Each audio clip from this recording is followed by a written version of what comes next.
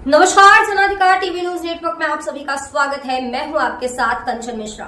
चलिए रुक करते हैं आज की कुछ खास खबरों की तरफ। जिला उन्नाव दानवीर भामा शाह के जन्म दिवस के अवसर पर निराला प्रेक्षागृह में माननीय विधायक सदस्य पंकज गुप्ता और जिलाधिकारी श्री गौरांग राठी की उपस्थिति में व्यापारी कल्याण दिवस का आयोजन किया गया।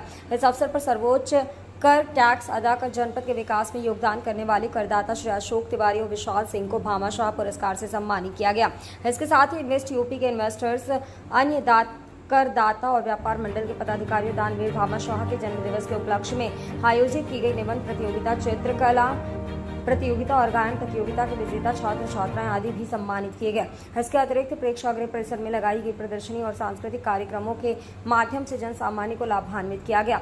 इस अवसर पर माननीय विधायक सदर द्वारा महान शख्सियत भामा शाह के जीवन वृत्त पर प्रकाश डालते हुए बताया गया कि पिछले 70 साल में प्रदेश में जितने व्यापारी पंजीकृत थे, वर्तमान सरकार के मात्र 5 साल के कार्यकाल में दुगने से अधिक व्यापारी जीएसटी में पंजीकृत हुए हैं, जिनकी वजह से राजकोष को काफी फायदा पहुंचा है। माननीय मुख्यमंत्री जी के द्वारा व्यापारियों का सम्मान करने के लिए व्यापारी कल्याण दिवस मनाने के पहल की गई है।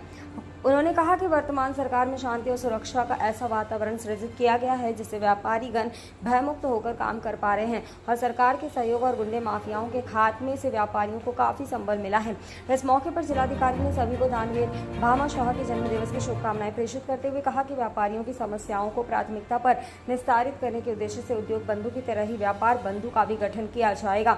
इससे जिला प्रशासन व्यापारियों से सीधा जुड़कर जनपद के विकास को और अधिक गति प्रदान कर सकेगा। उन्होंने बताया कि दानवीर भामा शाह का जन्म आज के दिन ही 1547 में हुआ था और इस प्रकार उन्होंने महाराणा प्रताप को सहयोग प्रदान किया। मातृभूमि के लिए अगाध प्रेम और दानवीरता के लिए भामा शाह का नाम इतिहास में अमर है। कार्यक्रम में मुख्य विकास अधिकारी श्री प्रेम प्रकाश मीना, जिला विकास अधिकारी श्री संजय पांडे, जिला बेसिक शिक्षा अधिकारी श्रीमती संगीता सिंह, जिला पर्यटन सूचना अधिकारी श्री संतोष कुमार, जिला कार्यक्रम अधिकारी श्री राकेश कुमार मिश्र, उपायुक्त उद्योग श्री सुरेंद्र कुमार, सहायक आयुक्त जीएसटी श्री श्याम सुंदर पाठक सहित व्यापार मंडल के पदाधिकारीगण और अधिकारी और कर्मचारीगण उपस्थित रहे।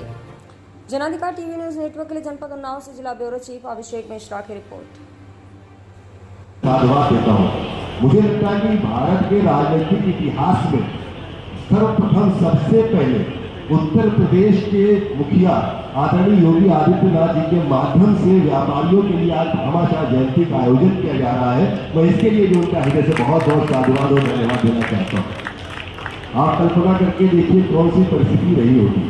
मुगलों का शासन, युद्ध इतने बड़े बड़े, पूरे विश्व में उनका आतंक और उनसे संघर्ष करते हुए हमारे महाराणा प्रताप लोग सहयोग करने की तो बात छोड़ दीजिए, साथ में खड़ा होने से भी घबराते होंगे। और उन परिस्थितियों में हमारे राष्ट्र प्रेमी, राष्ट्रवादी, उन परिस्थितियों में इतने बड़े दानवीर हमारे भामा शाह जी ने अपनी संपूर्ण संपत्ति महाराणा प्रताप को मुगलों के खिलाफ लड़ने के लिए दे दी। इससे बड़ी सौभाग्य की बात हमारी लिए नहीं हो सकती। आज के इस पावन अवसर पर उनके चरणों में नमन करता हूँ, श्रद्धांजलि अर्पित करता हूँ। उनके जीवन काल से बहुत कुछ हमें सीखने को मिलता है। हमें सबसे पहले सीखने को मिलता है कि राष्ट्र हमारे लिए सर्वप्रथम होना चाहिए।